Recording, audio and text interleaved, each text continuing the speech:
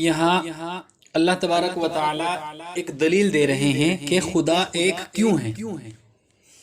دیکھیں اللہ نے فرمایا لو کان فیہما آلہۃ ان اللہ لفسدتا فسبحان اللہ رب العرش عما یصفون۔ اللہ تبارک و تعالی نے فرمایا اگر آسمان اور زمین میں اللہ کے علاوہ اور معبود ہوتے تو آسمان اور زمین کا نظام درہم برہم ہو جاتا۔ لو کان فیہما آلہۃ، اگر آسمان اور زمین میں چند خدا ہوتے، یعنی 2 ہو 4 ہو 10 ہو، تو آسمان اور زمین کا نظام درہم برہم ہو جاتا۔ لیکن آسمان اور زمین کا نظام درہم برہم نہیں ہوا۔ یہ دلیل ہے اس بات کی، اور اس بات سے یہ ثابت ہوتا ہے کہ خدا ایک ہے۔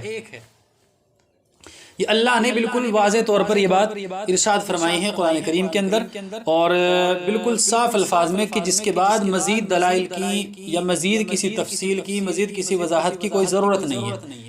اتنی آسان بات اللہ نے فرما دی ہے کہ ہر ایک کی سمجھ میں آ سکتا ہے، لیکن ہم پھر بھی آپ کو لوجیکلی سمجھاتے ہیں تاکہ اور بات آپ کو سمجھ میں آئے۔ فار ایگزامپل زید کا موومنٹ کرنا اور اس کا اسٹل رہنا، اس کو آپ ایگزامپل کے طور پر لیجئے کہ زید کا حرکت کرنا یا زید کا سکون سے رہنا۔ اب 2 خدا ہیں، سپوز کرو 2 خدا ہیں، اور ان دونوں خداؤں میں سے ایک کی مراد یہ ہے کہ زید ابھی موومنٹ کرے، اور دوسرا یہ چاہتا ہے کہ زید یعنی بغیر موومنٹ کے رہے، اسٹل رہے، جامد رہے۔ اب یہ تو پوسیبل نہیں کہ دونوں ہی خداؤں کی مراد پوری ہو، اور یہ بھی پوسیبل نہیں کہ دونوں ہی خداؤں کی مراد پوری نہ ہو، بلکہ زید یا تو موومنٹ کرے گا یا وہ بغیر موومنٹ کے رہے گا، یا تو وہ حرکت کرے گا یا وہ سکون سے رہے گا، کیونکہ ایک وقت میں صرف ایک ہی کام ہو سکتا ہے۔ مثال کے طور پر ایک بندہ سو رہا ہے اور سوتے ہوئے وہ جاگ نہیں سکتا، اور اگر وہ جاگ رہا ہے تو جاگتے ہوئے وہ سو نہیں سکتا۔ ایک وقت میں صرف ایک ہی کام ہوگا۔ یا جیسے کہ ایک بندہ رو رہا ہے، روتے ہوئے وہ ہنس نہیں سکتا، یا وہ ہنس رہا ہے تو وہ ہنستے ہوئے رو نہیں سکتا۔ تو زید ایک وقت میں صرف ایک ہی کام کرے گا، یا تو وہ حرکت کرے گا یا وہ سکون سے رہے گا۔ تو اس لیے اب خدا 2 ہیں، ایک نے ارادہ کیا ہے زید کے موومنٹ کا، اور ایک نے ارادہ کیا ہے زید کے اسٹل رہنے کا۔ اب دونوں خداؤں کی مراد پوری ہو یہ بھی پوسیبل نہیں، اور دونوں ہی خداؤں کی مراد پوری نہ ہو یہ بھی پوسیبل نہیں ہے۔ دو آپشن غائب ہو گئے۔ تیسرا آپشن یہ ہے کہ زید یا تو حرکت کرے گا یا زید اسٹل رہے گا۔ اب اگر زید حرکت کرتا ہے، اور جس خدا نے زید کے بارے میں یہ ارادہ کیا ہے کہ زید حرکت کرے، تو اس خدا کی مراد تو پوری ہو گئی، اور جس خدا نے زید کے بارے میں اسٹل رہنے کا ارادہ کیا تھا اور زید اسٹل نہیں رہا، زید نے حرکت کی، تو اس خدا کی مراد پوری نہیں ہوئی، لہٰذا یہ عاجز ہوا۔ عاجز کہتے ہیں کہ جو کوئی کچھ کام نہ کر سکے، تو اس لیے یہ عاجز ہوا، اور عاجز کبھی خدا نہیں ہو سکتا۔ تو اس لیے ثابت یہ ہوتا ہے کہ خدا ایک ہی ہے، ایک سے زائد نہیں ہے۔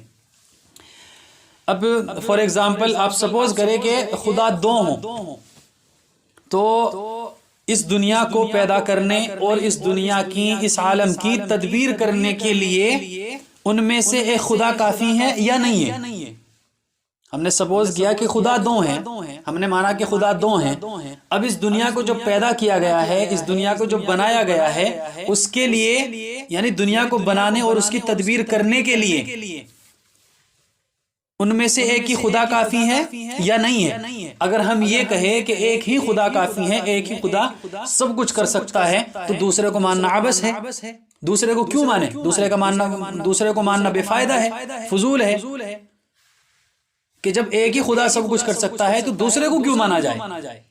لیکن اگر یہ کہے کہ ایک خدا سب کچھ نہیں کر سکتا، اکیلا خدا اس دنیا کے نظام کو، اس دنیا کی تدبیر کو نہیں بنا سکتا، اکیلا خدا اس کے لیے کافی نہیں ہے، تو پھر دونوں ہی ناقص ہوئے، یعنی ایک دوسرے کے بغیر کچھ نہیں کر سکتے، تو دونوں ناقص ہوئے، اور ناقص کبھی خدا نہیں ہو سکتا۔ اس لیے جو لوگ ایک خدا کو مانتے ہیں، ایک خدا کی وحدانیت کے قائل ہے، وہی ریشنل ہے، وہی لوجیکل ہے۔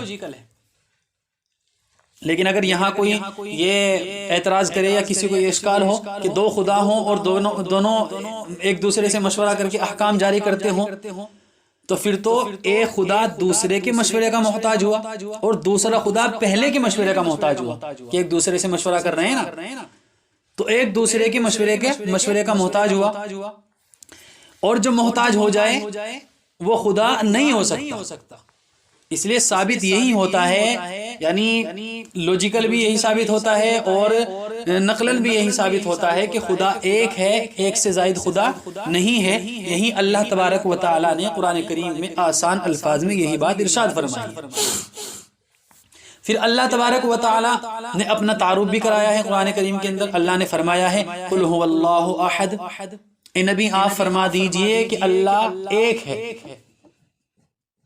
اس کے بعد اللہ فرماتے ہیں اللہ الصمد، اللہ تبارک و تعالی بے نیاز ہے۔ بے نیاز کا مطلب یہ ہے کہ وہ جو چاہتا ہے کرتا ہے، وہ کسی کا محتاج نہیں ہے، سب اس کے محتاج ہیں۔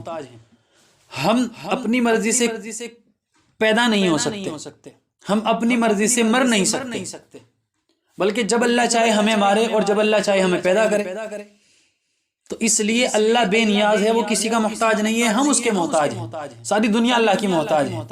لم یلد ولم یولد، نہ وہ کسی کی اولاد ہے اور نہ اس کی کوئی اولاد ہے، یعنی نہ تو اللہ سے کوئی پیدا ہوا ہے اور نہ ہی اللہ تبارک و تعالیٰ کسی سے پیدا ہوئے ہیں۔